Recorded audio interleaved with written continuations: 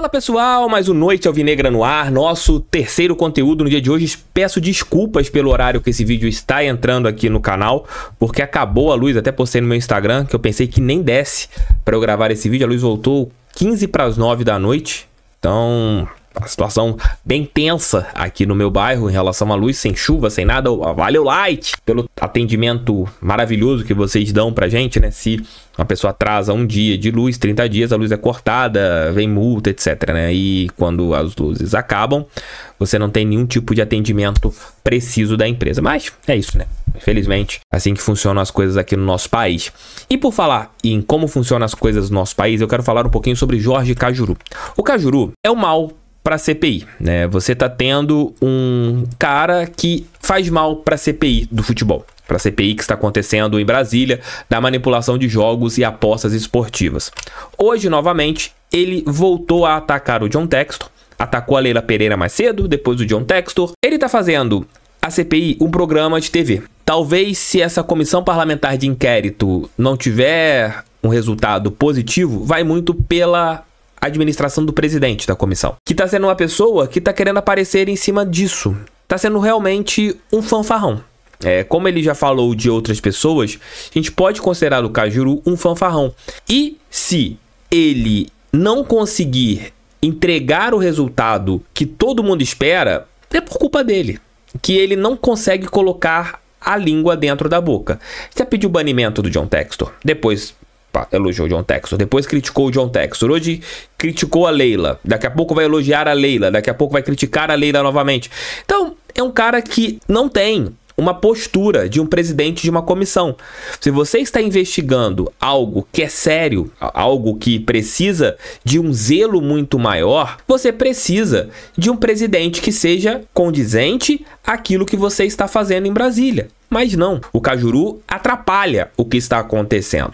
Ele é um personagem que está ali brincando com a CPI. Porque, por exemplo, hoje ele falou em um programa na rádio Band News de Goiânia sobre alguns pontos da CPI. E cara, tem certas coisas que você não tem que falar em programa de rádio. Você não pode levar isso como algo para ganhar uma audiência. É algo sério. Se você quer que seja sério, né? Você busca que seja sério. Mas o Cajuru não consegue fazer com que isso seja sério, com que isso fique sério, com que isso seja tratado de uma maneira correta. Não estou falando nem pelo texto, estou falando até hoje pela situação da Leila. Que, pô, o cara já expôs a Leila. Ah, vai lá, tá pipocando. Que isso, cara? Como que o presidente de uma comissão fala assim de uma presidente de um clube de futebol? Como? Isso é um erro. Daqui a pouco ele vai falar de outras pessoas dessa maneira. Tá fazendo uma espetacularização da CPI. Não é para isso. A CPI é para apurar os fatos. Você não vê nenhum outro membro da comissão parlamentar de inquérito querendo aparecer como Jorge Cajuru.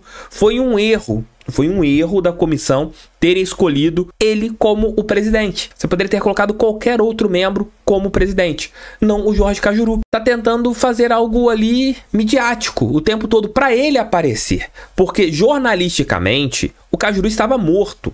Morto jornalisticamente. Ninguém mais sabia onde estava o Cajuru, o que o Cajuru estava fazendo. Ele que teve um grande sucesso no final dos anos 90 e início dos anos 2000 como jornalista. Depois sumiu, virou político pelo estado de Goiás e depois ninguém sabia mais. Ele voltou a ser falado agora com a CPI e vem sendo um personagem patético. A palavra certa para você exemplificar o que é o Jorge Cajuru é um personagem patético. Ele falou que reclamou do John Textor depois que o dono da SAF do Botafogo pediu sigilo total sobre as provas de manipulação que foram entregues aos senadores. Segundo o Cajuru, o empresário norte-americano havia permitido a publicidade de parte das provas, mas acabou mudando de ideia. Aí ele falou o seguinte: ele já teve uma punição de 45 dias por ainda não ter levado ao STJD as provas prometidas. E o detalhe, o John Textor não foi punido por causa disso. O Textor foi punido pela situação lá atrás do jogo contra o Palmeiras. Não teve nada a ver em relação às provas. Nada a ver. Então o cara ainda fala uma besteira, né? Cria uma fake news sobre o assunto. Um político criando uma fake news. Eu não entendo, porque pra mim ele mandou. Eu, como presidente da CPI, recebi tudo. A única coisa que estou chateado com ele é que na videoconferência comigo ele disse que parte das provas eu poderia dar publicidade. De repente, ele me manda tudo e me pede sigilo. Cajuru, primeiramente, por que você quer dar publicidade? Pra aparecer? Se o que a gente reclamou em relação ao Textor foi ter criado essa situação de ter exposto tudo, ter falado pra caramba. Era melhor ter feito tudo por baixo, ali nos bastidores. Você quer fazer o quê? Quer aparecer em relação a isso? Quer criar um esporte total como você apresentava nos anos 2000? Início dos anos 2000? É isso que você quer? Aí ele falou, continuou: não gostei dessa atitude, reclamei com seus advogados, que prometeram até amanhã uma nova posição. Para mim, tudo é palavra. Tenho gravado o que ele falou. Vamos esperar para ver o que ele tem realmente de bala na agulha. Porque se ele não apresentar nada, não haverá nenhuma dúvida mais. Ele queria fazer uma confusão no futebol brasileiro. Tem manipulação? Isso não há dúvida. Mas não do jeito que ele denunciou. Ao mesmo tempo que ele fala que recebeu tudo, depois ele fala que tá querendo que o Textor tem que apresentar bala na agulha. Porque o Textor não quer que ele fale, que ele mostre publicamente. O Cajuru é um personagem que está atrapalhando a CPI do futebol. E essa CPI tem tudo pra terminar em pizza por causa de um presidente que é confuso.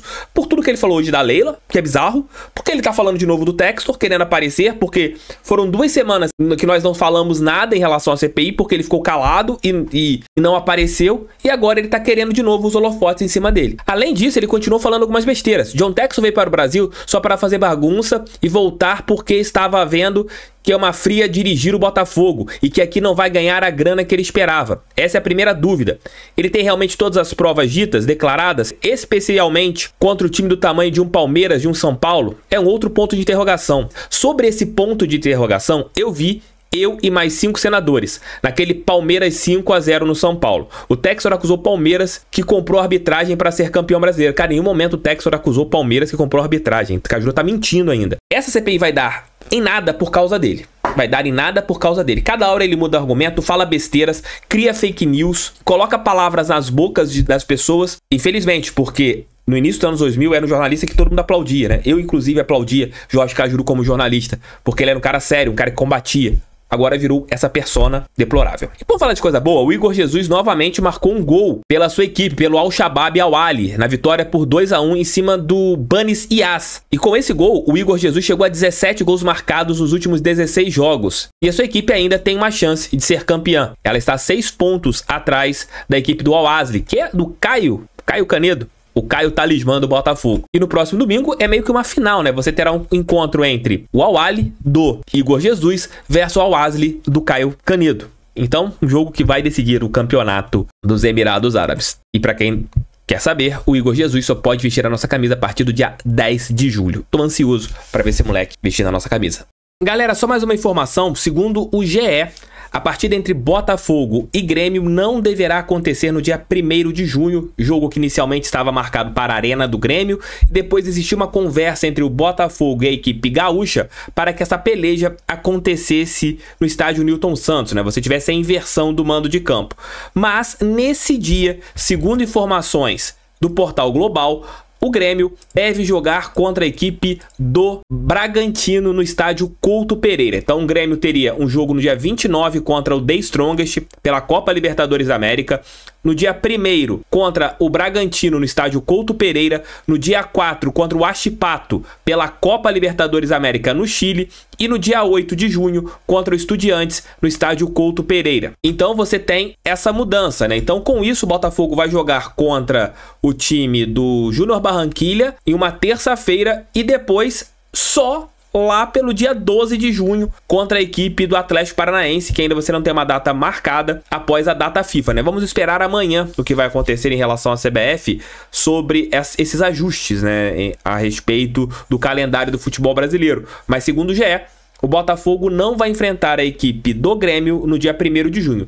Não sei se vai ser o último jogo do Botafogo contra a equipe do Júnior Barranquilla e depois data FIFA, ou se a CBF já vai tentar encaixar as partidas que não aconteceram contra Corinthians e Fluminense nessa data, nesse final de semana. Não sei. Amanhã a gente vai ter uma noção real do que vai rolar. Tamo juntos. Beijos, tchau, tchau. Fui. Volto às 5 da manhã com o nosso pré-jogo. Assistam os outros vídeos do canal. Valeu e fui. Fogo neles.